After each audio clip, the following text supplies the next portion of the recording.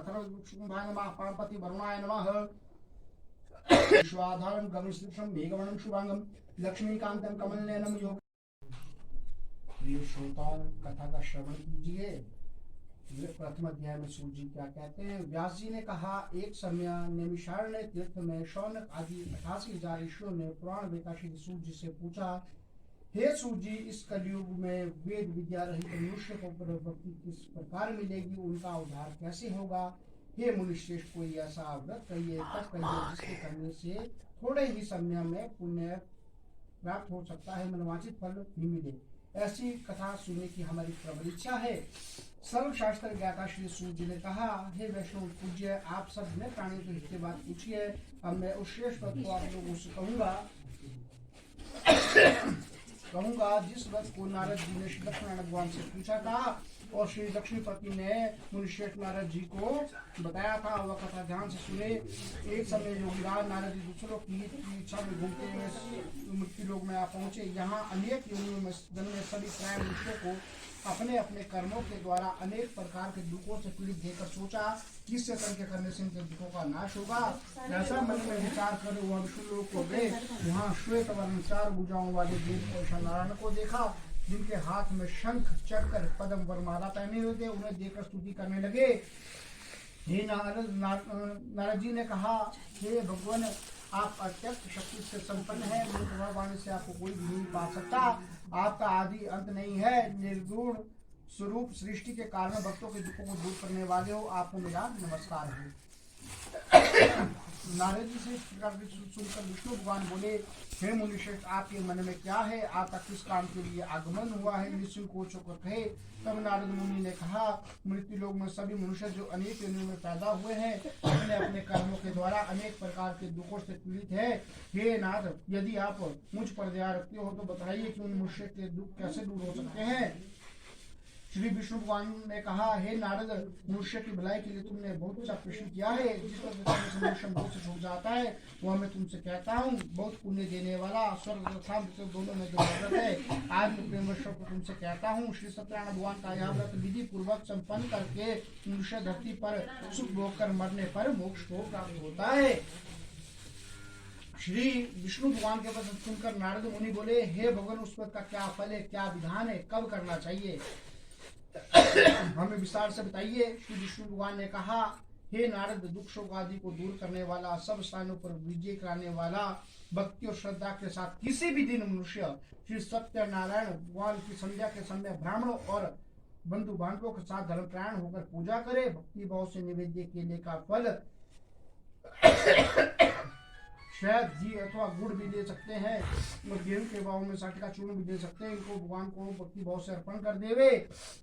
बंधु बांधवों को दक्षिणा देवे तथा बंधु बांधवों सहित ब्राह्मणों को दक्षिणा दे। इसके पश्चात स्वयं भोजन करे। रात्रि को प्रभु नाम का कीर्तन करते हुए समय व्यतीत करे। इसी तरह जो मनुष्य इस व्रत को करेगा उसका मनुष्य पूर्ण होगा।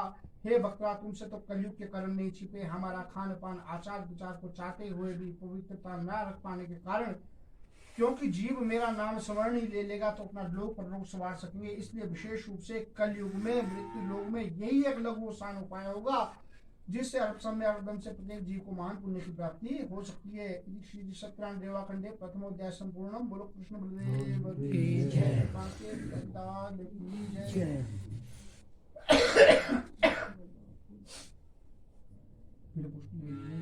ये श्रोताओं, द्वितीय अध्याय में प्रवेश करते हैं। सूर्य जी ने क्या कहा, हे ऋषियों, जिन्होंने पहले समय में इस व्रत को किया, उनका इतिहास कहता हूँ, ध्यान से सुने। सुंदर काशीपुरी नगरी में भी एक अत्यंत निर्धन ब्राह्मण रहता था। वह ब्राह्मण भूख और पैर से बेचैन नित्य पृथ्वी पर घूमता था। ब्राह्मणों से प्रेम करने वाले श्री विष्णु भगवान ने वो ब्राह्मण को दुखी देखकर एक दिन बूढ़े ब्राह्मण का रूप धारण किया और निर्धन ब्राह्मण के पास जाकर आदर से पूछा, हे विप्र, तुम नित्य पृथ्वी पर घूमते हो। हे श्रेष्ठ ब्राह्मण, मैं सुनना चाहता हूँ, मुझे बतलाओ। मैं निर्धन ब्राह्मण हूँ, भिक्षा के लिए पृथ्वी पर फिरता हूँ। यदि आप इसका उपाय जानते हो, कृपा कर आप मुझे बतलाए। मैं आपकी शरण में हूँ। वृद्ध ब्राह्मण का रूप धारण किए हुए श्री विष्णु भगवान ने कहा, हे ब्राह्मण, श्री सत्यनारायण भगवान मनवांछित फल देने वाले हैं, इसलिए तुम उनका पूजन करो, जिसके करने से मनुष्य मोह से मुक्त हो जाता है। इसी के साथ दिव्य ब्राह्मण को व्रत का सारा विधान बतलाकर बूढ़े ब्राह्मण का रूप धारण करने वाले श्री सत्यनारायण भगवान अंतर्ध्यान हो गए।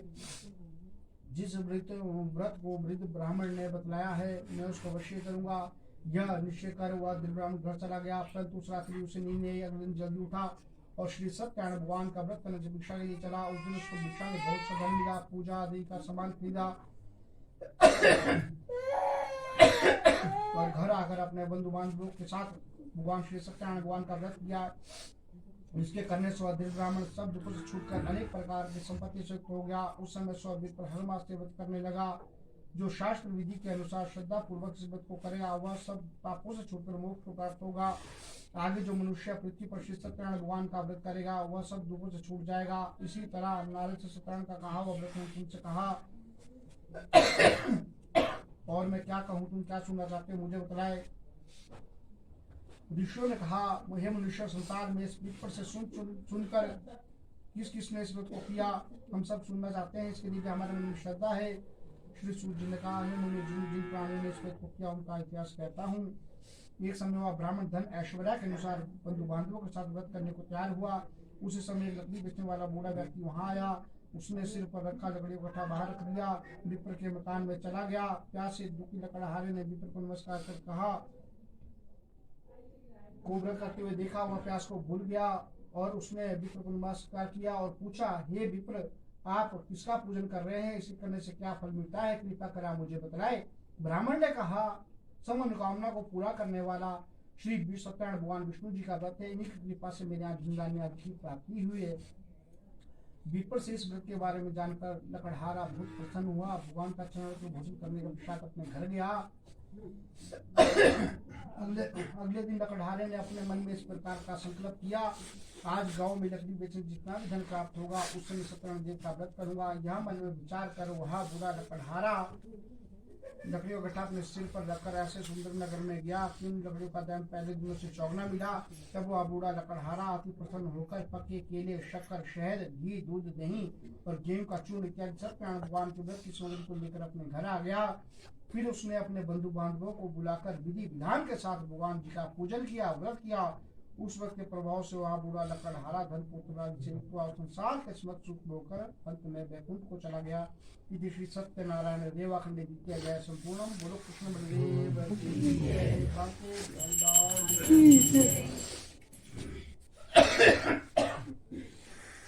ये श्रोताओं तीसरे अध्याय में प्रवेश करते हैं। क्या कहते हैं सूत जी, ये श्रेष्ठ मुनियों, अब आगे कथा कहता हूँ। पूर्व काल में उल्कामुख नाम के भी एक महान बुद्धिमान राजा हुए। सत्य व्यक्ति थे, जितेंद्र थे, प्रतिदिन देव स्थानों पर जाया करते थे, गरीबों को धन देकर उन कष्टों को दूर किया करते थे। उसकी पत्नी कमल के समान मुख वाली थी, सदी साध्वी थी। भद्रशिला नदी के तट पर दोनों ने श्री सत्यनारायण भगवान का व्रत किया। उस समय वहाँ एक साधु वैश्य आया। उसके पास व्यापार करने के लिए बहुत सा धन था। वह नाव को किनारे पर ठहराकर राजा के पास आ गया और राजा को व्रत करते देखकर विनय के साथ पूछने लगा, हे राजन, आप भक्ति चीज से आप क्या करें, इसे करने से क्या फल मिलता है, कृपा कर मुझे बतलाए। राजा ने कहा कि संतान की प्राप्ति के लिए व्रत कर रहा हूँ, मेरे घर में कोई संतान नहीं है, इसलिए मैं व्रत कर रहा हूँ। साधु वैश्य ने आदर से कहा, हे राजन, मुझसे भी इसका विधान बतलाओ, मैं भी आपकी कथा अनुसार इस व्रत को करूंगा। मेरे घर में भी कोई संतान नहीं है, मुझे विश्वास है कि इसके करने से मेरे घर में भी संतान होगी। राजा से सब विधान व्यापार से निवृत्त हो वैश्य आनंद के साथ अपने घर आया। वैश्य ने अपनी पत्नी को संतान देने वाले उस व्रत का समाचार सुनाया और व्रत बताया। जब मेरे घर में संतान होगी तब मैं इसको करूंगा। साधु ने यह वचन अपनी पत्नी लीलावती से कहे। एक दिन उसकी पत्नी लीलावती आनंदित और संसारिक धर्म से प्रवृत्त होकर श्री सत्यनारायण भगवान की कृपा से गर्भवती हो गई। 10वें महीने में उसने सुंदर कन्या को जन्म दिया। वह इस तरह से बढ़ने लगी जैसे शुक्ल पक्ष का चंद्रमा बढ़ता है। कन्या का नाम कलावती रखा गया। तब लीलावती ने मीठे शब्दों में अपने पति को स्मरण कराया कि स्वामी, आपने कहा था कि जब हमारे घर में संतान होगी हम इस व्रत को करेंगे, पूरा करिए। साधु वैश्य ने कहा, हे प्रिय, मैं तो कन्या के विवाह पर इस व्रत को करूंगा। इस प्रकार अपनी पत्नी को आश्वासन दे वह व्यापार के लिए चल दिया।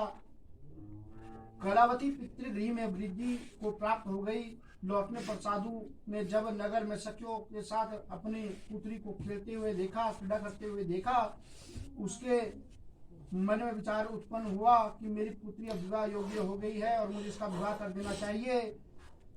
साधु नामक वैश्य की आज्ञा पाकर दूत कांचन नगर पहुंचा। वहां बड़ी खोज और देखभाल लड़की के लिए वैश्य पुत्र बनिए पुत्र को लाया गया। उस योग्य लड़के को देखकर साधु ने प्रसन्नित होकर अपनी पुत्री का विवाह उसके साथ कर दिया, किंतु दुर्भाग्य से विवाह के समय विश्व को करना भूल गया। भगवान क्रोधित हो गए, श्राप दिया, तुम्हें दारुण दुख प्राप्त होगा, तुम्हें बहुत दुख प्राप्त होगा।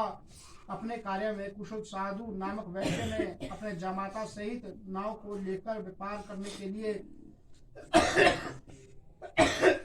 समुद्र के समीप स्थित रत्नपुर नगरी में गया। दोनों केतु के नगर में व्यापार करने लगे।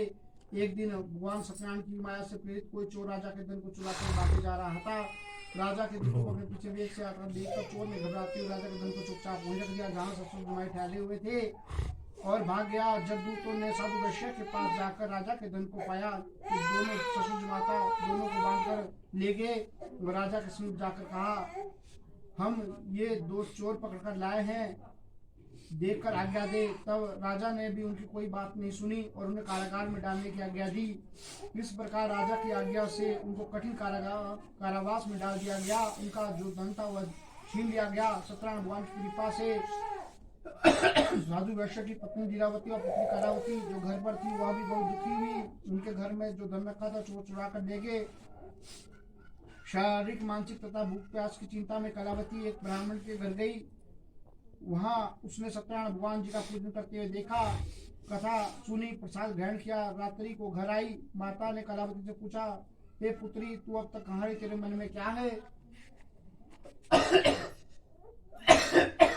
कलावती ने कहा, हे माता, मैं एक ब्राह्मण के घर गई थी, सत्यनारायण भगवान का व्रत करते हुए देखा। कन्या के वचन सुनकर लीलावती ने सत्यनारायण भगवान के पूजन की तैयारी की और परिवार और बंधु बांधवों सहित सत्यनारायण भगवान जी का पूजन किया, व्रत किया और वर मांगा, मेरे पति दामाद जहाँ कहीं हो शीघ्र वापस लौट आए। साथ ही प्रार्थना की कि हम सबका अपराध भी क्षमा करें। श्री सत्यनारायण भगवान इस वजह से संतुष्ट हो गए। उन्होंने राजा चंद्रकेतु को स्वप्न में दर्शन दिया और कहा, हे राजन, जिन दोनों वैश्यों को तुमने बंदी बना रखा है वो निर्दोष है, उन्हें प्रातः ही छोड़ दो और उनका जो धन तुमने छीना है दुगना कर लौटा दो, अन्यथा मैं तेरा धन धान्य राज्य पुत्र आदि सब नष्ट कर दूंगा।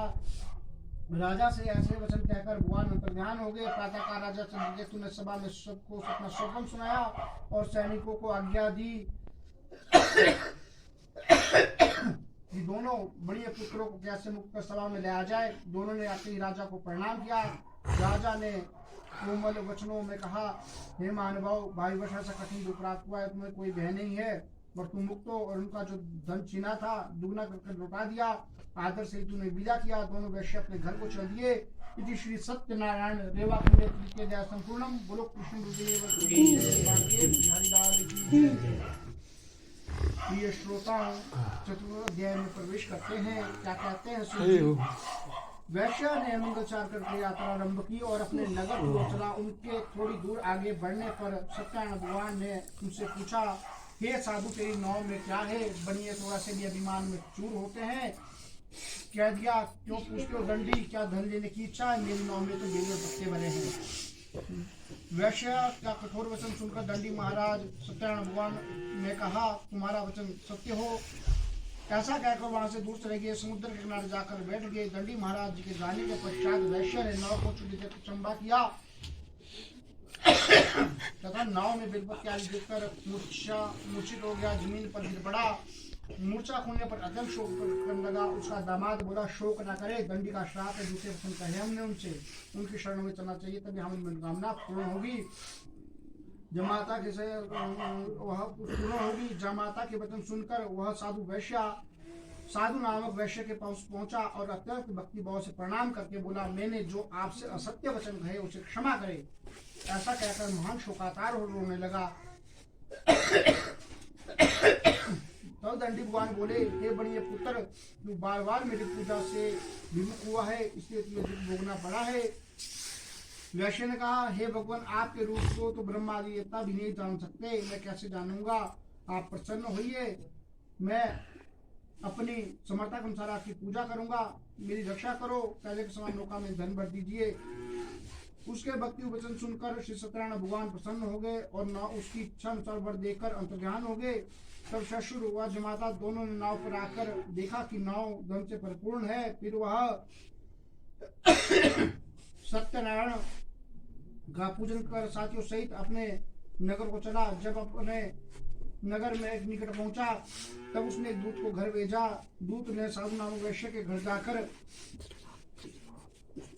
उसकी पत्नी को नमस्कार किया और कहा कि आपके पति और दामाद इस नगर के समीप आ गए हैं। लीलावती और उसकी कन्या कलावती उस समय भगवान जी का पूजन कर रही थी।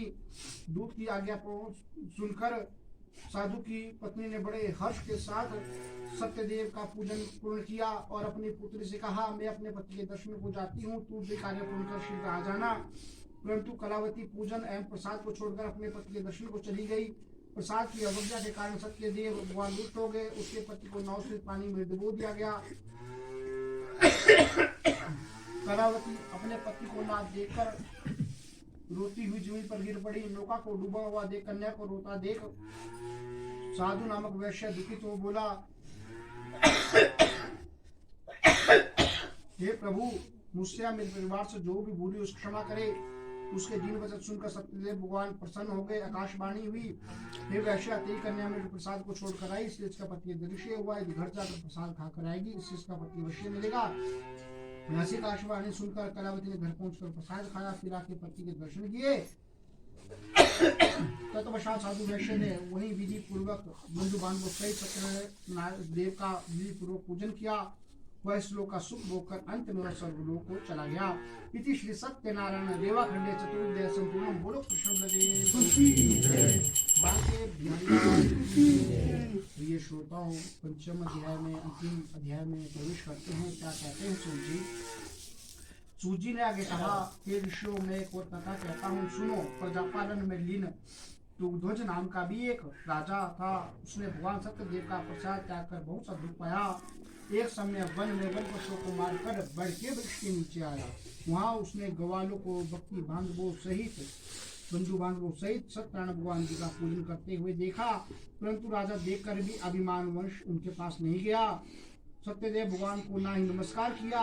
जब ग्वालों ने भगवान का प्रसाद उसके सामने रखा तो वह प्रसाद को त्याग कर अपनी नगरी को चल दिया। अपने नगर में पहुंचा, उसने देखा कि उसका सब कुछ नष्ट हो गया है। वह जान गया कि सब भगवान ने किया। तब वह उस स्थान पर आया और ग्वालों के समीप गया और विधि पूर्वक पूजन भी किया और प्रसाद भी खाया। तो सत्यनारायण की कृपा से सब कुछ जैसा पहले था सब वैसा हो गया। दीर्घ काल तक सुख भोगकर मरने पर स्वर्गलोक को चला गया। जो मनुष्य इस परम दुर्लभ व्रत को करेगा, श्री सत्यनारायण भगवान की कृपा से उसे धन धान्य आदि की प्राप्ति होगी। जिसके ऊपर बंधन होगा उसका बंधन मिट जाएगा और जो भयभीत होता है वह निर्भय हो जाता है। कहा तो ये भी जाता है श्रीमान जी की जिनके घर में संतान नहीं होती, श्रद्धा और भक्ति के साथ इस व्रत को करता है या सुनता है तो इस व्रत के प्रभाव से उनको संतान की प्राप्ति होती है तथा सब पूर्ण होकर अंत में वह वैकुंठ धाम को जाता है। जिन्होंने पहले इस व्रत को किया, अब उनके दूसरे जन्म की कथा भी सुनिए। शतरंग नामक ब्राह्मण ने व्रत किया, जिसने सुदामा के रूप में जन्म देकर श्री कृष्ण की भक्ति कर मोक्ष प्राप्त किया। उल्कामुख नाम के महाराज इस व्रत के पुण्य से राजा दशरथ बने। श्री गंगानाथ का पूजन कर मृत्यु के बाद वैकुंठ लोक को प्राप्त हुए। साधु नाम के वैश्य ने सत्य प्रतिज्ञा राजा मोरध्वज बनकर अपने पुत्र को मोक्ष प्राप्त किया।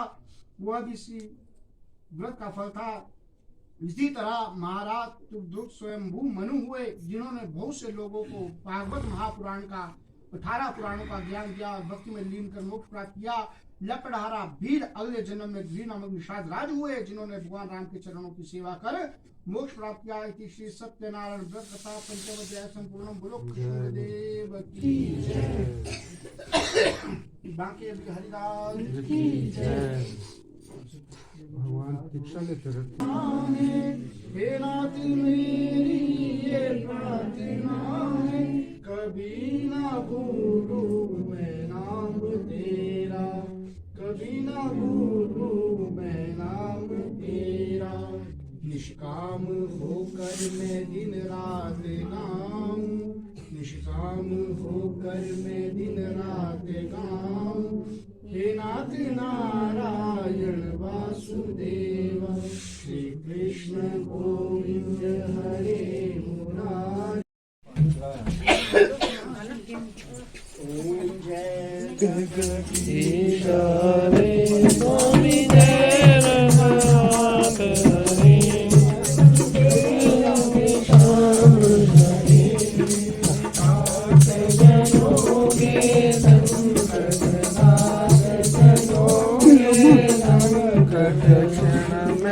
दूर करे ओम जय जगदीश हरे। फल पावे दुख बिनते मन का, स्वामी दुख बिनते मन का, सुख संपत्ति धर आवे, सुख संपत्ति धर आवे, कविते तन का ओम जगदीश हरे। माता पिता तुम मेरे शरण बहु मैं किसकी, शरण बहु मैं किसकी, तुम बिन और न दूजा, प्रभु बिन और न दूजा, आज करूं मैं जिसकी ओम जगदीश हरे। तुम पूर्ण परमात्मा अंतर्यामी, स्वामी तुम अंतर्यामी, पार ब्रह्म परमेश्वर, पार ब्रह्म परमेश्वर, तुम सबके स्वामी ओम जय जगदीश हरे। के सागर तुम पालन करता, स्वामी तुम पालन करता, मैं मूरख धनधानी, मैं सेवक तुम स्वामी, कृपा करो भरता ओम जय जगदीश हरे। तुम हो एक अघोषण सबके प्राणपति, स्वामी सबके प्राणपति, सब मिलो दया में, सब मिलो दया में, तुमको मैं तुमकी ओम जय जगदीश हरे। दीन बंधु करता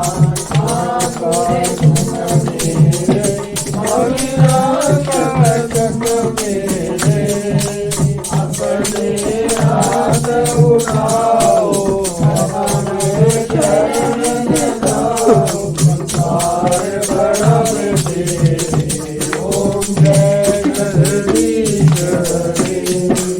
विषय विकार मिटाओ, पाप हरो देवा, स्वामी पाप हरो देवा, श्रद्धा भक्ति बढ़ाओ, श्रद्धा प्रेम लगाओ, संतन मेरी देवा ओम जय जगदीश हरे।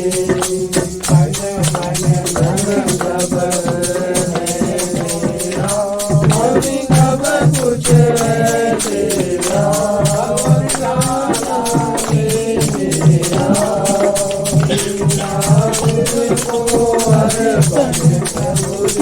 प्रभु जी को अर्पण जाना दे तेरा ओम जय जगदीश हरे। काम सुदर्द की आरती जो कोई कर गावे, प्रेम सहित गावे, सचिवानंद स्वामी है तुम्हारो हरे स्वामी, जय